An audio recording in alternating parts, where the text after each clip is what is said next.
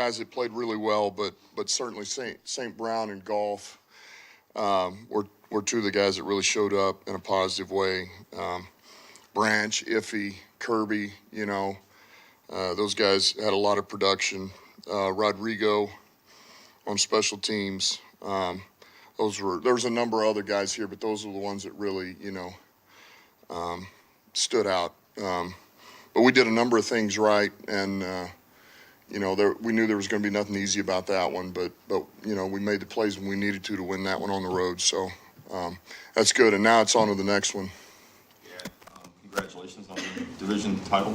First of all, in the last 48 hours, have you gotten an even better appreciation for how significant this is, the 30 years and the first NFC North title? And have you gotten much interaction with fans or friends or whatever texting you?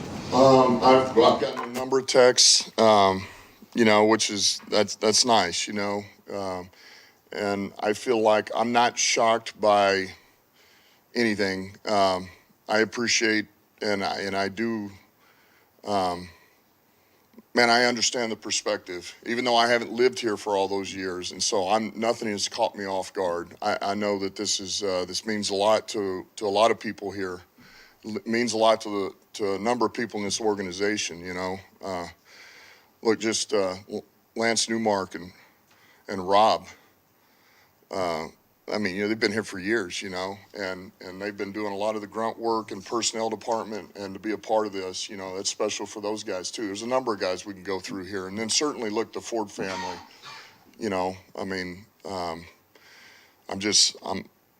I'm appreciative of the support they've given us, and Sheila. She's like I say, I can't say enough great things about her, and I'm happy that we could deliver this one thing, but we got more work to do. In the season strong, these last two, obviously you got Dallas, you got Minnesota again, but entering the playoffs, these last two games, what does that do for you? Well, it's important. It's important. We checked the box on one thing, and now it's to the next one, and so at this point now we're fighting for the 2 seed.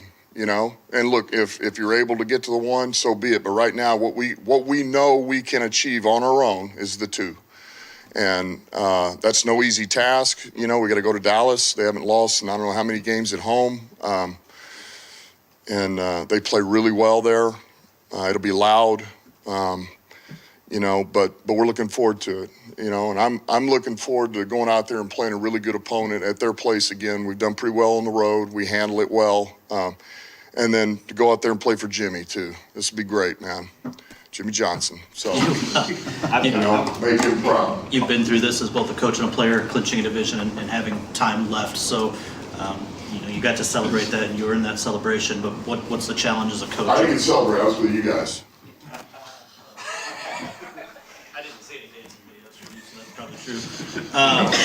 What is the challenge here with resetting and refocusing and putting the celebration behind you and making sure you? That's the biggest opponent right now for us. Is really the satisfaction, complacency. That is what we're going to fight from here on out, and they're going to know that. We'll have a meeting here in a little bit, and we got smart guys. They understand that, because all these questions, no different than, and I understand why you'd ask it and why it is a big story, because it's been 30 years. But if we continue to talk about it and we answer them and we live in that moment, then we're not getting to the next thing. And it's really no different than what happens in the playoffs. You win a big game in the playoffs, well, you don't have time to really enjoy it. You got to get ready for the next one, and that's where we're at. So it's a great thing. I wish we had more time to enjoy it, but we don't. And we're off to the next one, and we got to want more. We got to stay hungry, or we won't be able to get the next one. Sort of ties in with that then. Are you direct then in terms of what next is and what the next goal is with these guys? You've been absolutely. Front. Yeah. When I talk to them this afternoon, that's what it'll be about. Took the job, I'm sure you had a timeline that you thought you could, where you're at now. And without giving away whatever, are you that much farther ahead of the timeline? Is this the timeline you thought, or you thought you'd do it sooner? No, Brad and I both felt like we should be competing for the division in year 3. We felt very comfortable about that. We should have a competitive team, be able to, and we felt like in year 2 we could do it, but we had to do everything right. every little thing right. And we could, and we got off to, you know, a little rough start. We weren't doing every little thing right. And then by the end of the year, we were, and playing pretty good football. So, but no, I'm not surprised with where we're at this point. If that, you know, you know, we're competitive and we're playing pretty good football. It's not perfect. We got things to clean up for sure. But, you know, look, I can't say enough about ownership. I can't say enough great things about Brad, you know, and I just go back to this, you know, what is it? Why? How? What? It's people. It's people. It's people. And I know this, if it's one thing when you sit in the locker room and you preach teamwork, but then it doesn't happen everywhere else. It doesn't happen in the personnel department. It doesn't happen to the coaches. It doesn't happen with ownership. Then those guys, it doesn't mean anything. It really doesn't, and you can't sustain. And so we are a team. We're a team. Brad and I are a team. Sheila, we're a team. Chris Spillman, a team. Rod Wood, a team. We're the coaches, a team. The players, a team. We're all in this, and I think they know that and feel that, and we function as a team, as an organization. Complacency and satisfaction that you talked about, you know, as being the opponent. In any of your losses this year, did you feel that that was an issue? And if so, are there lessons to be learned? Like, you know, we sort of got on our high horse for this game and it Look, I think sometimes you know, when you have a young team, there's things that come with that, you know, and it doesn't mean there's a lack of want to or anything. It's just, you know, look, in today's age, it's all right there and it's immediate, right? It's on your phone. And if you're not careful, you'll get caught up in the good and the bad. And I just bring this up again. The reality, it's not black or white, it's gray, man. You got to live in the gray and take it for what it is. Because if you win, we win a division, everybody thinks we're all of a sudden we're the best team. Dude, that you don't know that. What you do know is what's on tape. And when things go bad, it's not as bad as everybody says it is. It's just not. So take it for what it is and trust what your eyes see and what you're hearing from people you trust. And the rest of it doesn't matter. Dallas's success at home, I think 15-1 over the last 2 years. That venue doesn't get mentioned in the Kansas City or the Seattles of the world. So when you look at it, I mean, is there a factor that makes them such a good team at home? Is there something that sets them apart? I think the comfort of being there and to be able to function, particularly offensively, right, without the crowd noise. There's a number of things that they're able to do. I feel like that opens up things they're able to do because they don't have to be on silent cadence. Some of the verbal. I think they take full advantage of being home. They do it well. Certainly, they've got plenty of pieces over there. It starts with this quarterback. He's a heck of a player. He's a winner. He can make all the throws. He's mobile. And he's got weapons, CeeDee Lamb, this back is explosive. They got, Cooks has got speed. This offensive line's pretty good. So, they got a number of things that go well for them. And then, if they're able to, they get off to a really good start when they're at home normally, and really they got off to a good start the other day out on the road. And then, something bad happens and they couldn't quite overcome it. But they get up, and then this defense is designed to pin their ears back, and they can rush the passer. 11 is as good as they come doing that, and they're pretty aggressive. Dan Quinn's done a great job with their schemes and putting guys in position to make plays. So, it goes without saying, you can say it every week, we have to get off to a fast start because that's where this team excels. They get going, and all of a sudden it snowballs, and then you just can't make up from the mistakes that you may have had early in the game. What kind of confidence can the defense glean from having the game on the line, making the key play late? A lot. Between that and the turnovers. We talked about getting turnovers in bunches, and there we go, and so this has been the one thing that we've been missing, and now it showed up, and I feel like it's not going to go anywhere. I feel like those between our safeties and our backers and Branch, kind of that, man, we're becoming very disruptive, and we're making a lot of plays. Now, there's some things in there that showed up, and look, 18 is what he is. He's a hell of a receiver, but there's a couple of things we can clean up on the coverage aspect. But as far as and playing your keys, being where you need to be, making plays on the football, man, we're doing that. And I feel like that's here to stay. Johnson, how well do you know him just being in two organizations he was with? And I know it's not like college, like where they get to put the weakest opponent for homecoming, but they are doing the Ring of Honor this week. Is Yeah, that, it's you awesome. take offense to that, or is there Do what? do you take offense to being the opponent for that, or okay? No, that's awesome. I feel like that was for us. Like I'm a huge Jimmy Johnson fan. Obviously, grew up in Texas when he had the triplets winning Super Bowls, and to do everything that he was able to do, and just he's somebody that I've studied from afar, and I've always been fascinated with him.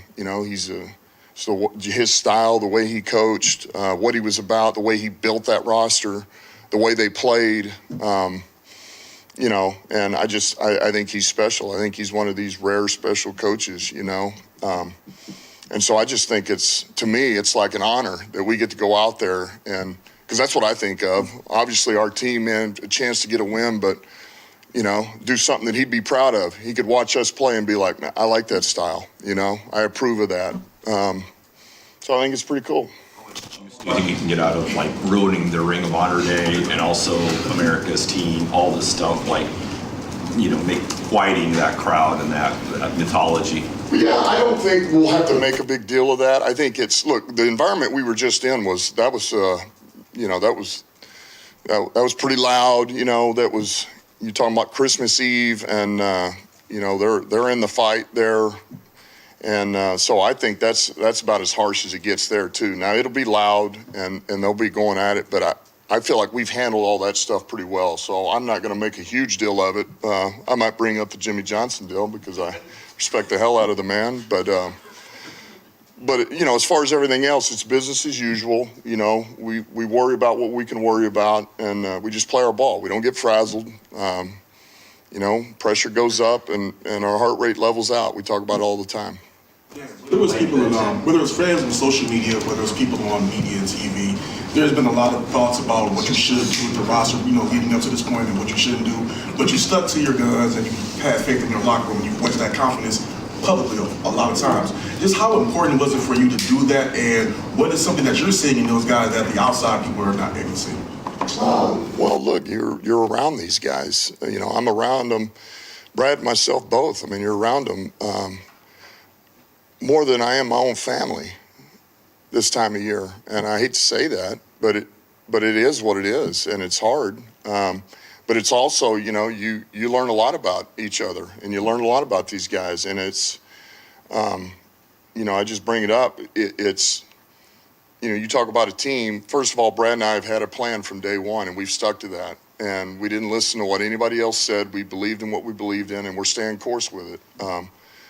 But on top of that, you want what's best for your team. It doesn't mean that you're getting the most talented players, because you can go out and get the most talented player per that position, what you need. And if he doesn't mesh with everybody else, it'll blow the whole thing up. It just will. And there'll be a time, doesn't mean you're getting a bunch of choir boys. That's not what we're talking about. But I just know there's a way to do it, and it's got the production and the type of person we bring in. They got to be equals, or because I've seen it, I've lived it, I've seen it as a player and a coach, and so we're just very mindful of that. And how much of an asset is it to have the two running backs you have who can really chew up some yards but have different styles and both can produce at a really high level? Well, that's one of the visions for our offense. It's one of the reasons. It's why we got both of those guys. It's why we signed Montgomery, and it's why we went and got Gibbs, because they both bring a little something different to the table. And you just feel like it's another place to give you versatility. There's versatility in the run game, but also in the pass game. And I feel like it's another avenue to open your offense up. It's big. Just a chance maybe to get CJ back this week and what that would mean for your defense. And then James Houston, is there potential maybe you start his clock this week? Yeah, there's a chance. We started. I made a comment this morning about it. I don't know. We may wait a week. We'll see where he's at. He's close to starting the clock. Now, CJ, we're going to take it as it comes here. We'll have a walkthrough today, so there's not so much we can do. And then tomorrow will be more of the physical, and we'll just kind of take it as it comes. You know, certainly if we're able to, he's ready, it adds another weapon on defense is what it does, another playmaker. The problem to have with it, he playing so well, obviously Kirby doing the things just to get another piece. Trying to find a spot for a player that good, that's a good problem to have week 17. Yeah, you know, if, because look, Iffy and Kirby are both playing at a high level. Branch is coming along, you know, playing some pretty good football. And so, you know, then you begin to, all right, how do we build a couple of packages here, you know, once you get him in there. And so, yeah, I mean, look, we're going to play the best players, you know, and the guys that give us the best chance to win and put the best on the field that we can that makes sense per what they're doing and their personnel groups. Thank you.